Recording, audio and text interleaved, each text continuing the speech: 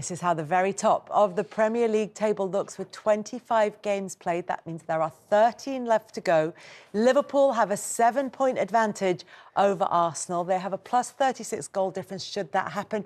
Remember, these sides will play each other on the 10th of May, very deep into the season with just 2 more games left to play after that. So it's just all bubbling away quite nicely because although that gap is at 7 points at the moment, and that looks like a pretty healthy gap, that was not a convincing performance from Liverpool. And it comes off the back of the defeat by Plymouth in the FA Cup. It comes off the back of that late equaliser in an emotionally exhausting last Merseyside derby at Goodison Park in midweek. And they look like they were running on fumes against Wolves. Do you know, for everything you've just said there, I just feel that's why I feel they're going to be the champions, because they're not playing well and they're still getting results.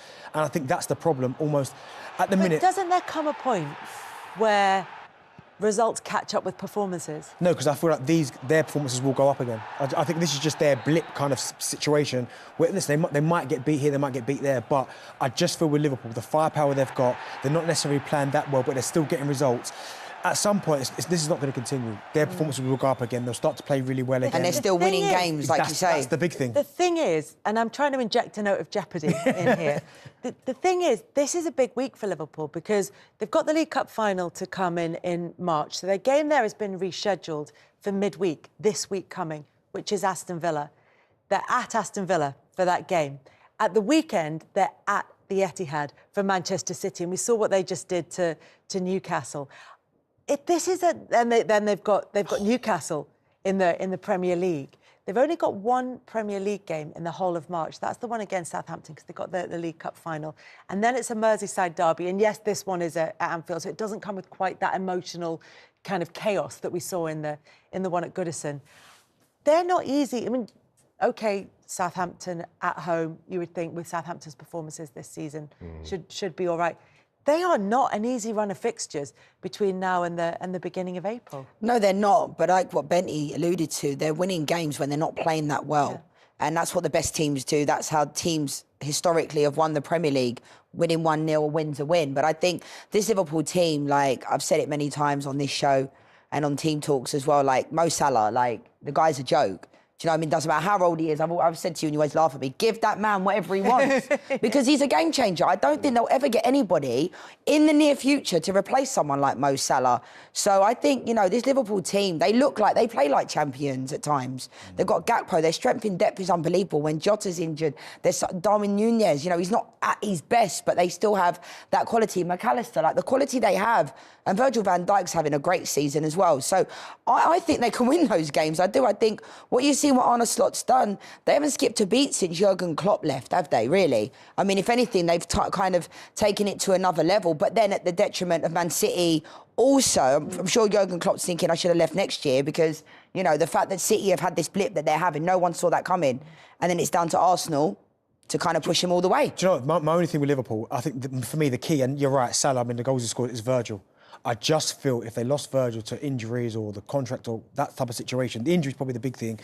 I just don't think Liverpool fans would feel as comfortable if it's... And listen, Kwanzaa's good young talent, Gomez, Kanate, all good players in their own right, but you put Virgil next to anybody and they're going to be calm. You take him out of it and you've just got those two, that's where I think... and I think that's the reason why you have to keep that jeopardy in there. Also, the fact that Liverpool against Wolves, it almost was as if 2-0 was too easy. They started coasting. They were like a horse that gets to the front and then starts to idle in front and actually needs to be challenged to go again.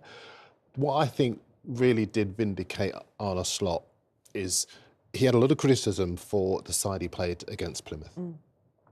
But if you think about when the original Everton game was postponed in December and last week's game against Everton, they played twice a week for 8 out of those 9 weeks.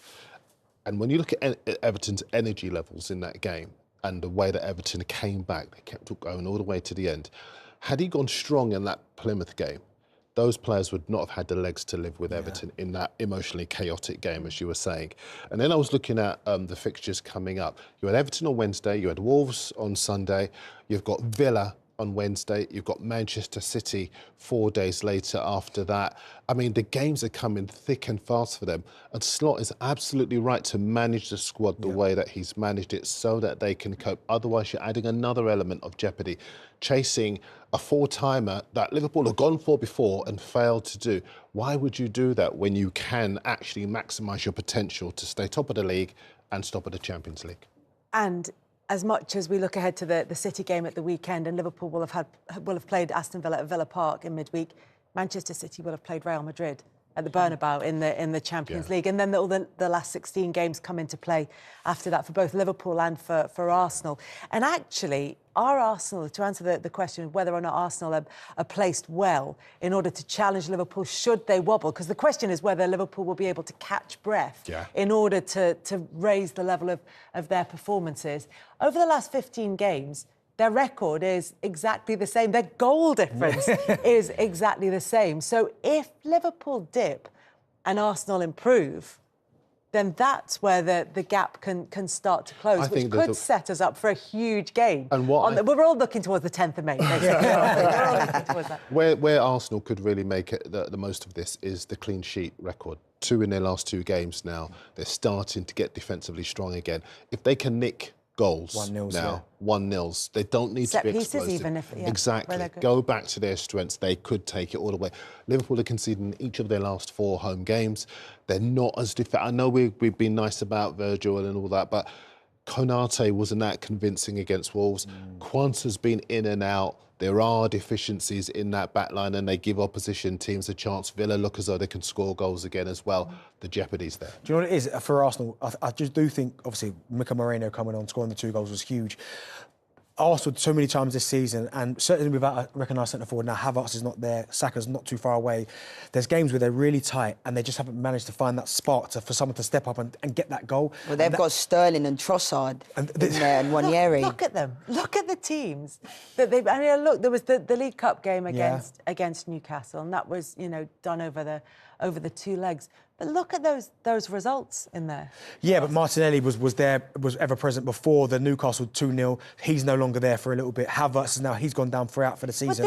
But hang on. This is Havertz, who has been under real fire for not being able to finish. Superstar. This is Kai Havertz. Suddenly he's got injured, and it's like, well, that's it now. Well, There's no Kai Havertz. No, but it's just another body. The problem, and now he's the solution. Now he's the solution. But no, it's just another body, and he has scored important goals this season. But when you then remove him, and then you remove Martinelli, Saka's not there.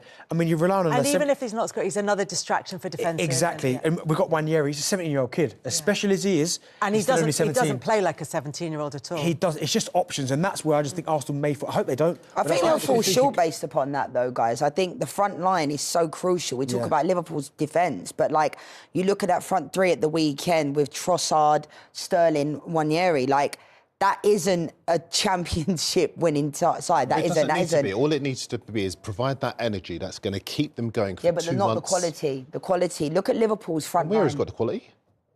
Huh? And where has got the quality? Yeah, he has, but he's not Salah, like Gakpo, nah. Do you know what? 13 games to go. The Champions League in the mix in terms of the fixtures that they've got, depending on how they perform there. There's a lot of twists to come in this title race. I'm going with Darren. There's jeopardy still to come. Thank you, Come Darren. on, United. Thank you, Leanne. Thank you. Be back next week, Banty, or is it Wrighty?